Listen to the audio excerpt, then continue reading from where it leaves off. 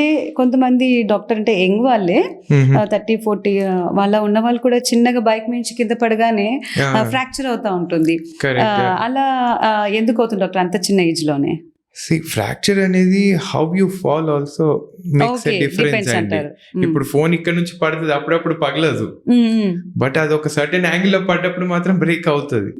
So the amount of force అంటే పడ్డప్పుడు twist injury కానీ డైరెక్ట్ ఇంపాక్ట్ కానీ ఏదైనా హార్డ్ సర్ఫేస్ డైరెక్ట్ తగిలినప్పుడు మాత్రం any age group there's high risk of fracture అండి. అండ్ మెయిన్ గా ఇలా బైక్ నుంచి పడ్డప్పుడు లిగమెంట్ ఇంజురీస్ మోర్ డ్యామేజ్ అవుతాయి.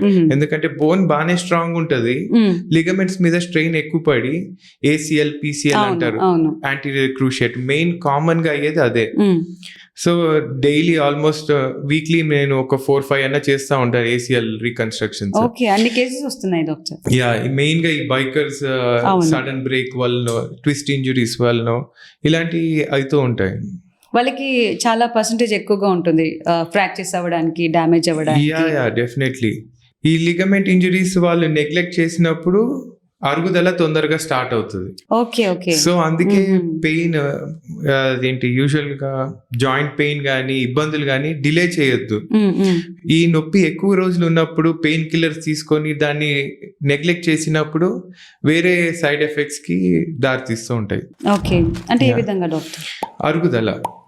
అరుగుదల స్టార్ట్ అయింది అనుకోండి, ఇట్ ఈస్ ఇర్రివర్సిబుల్. దాన్ని రివర్స్ చేయడానికి చాలా కష్టం.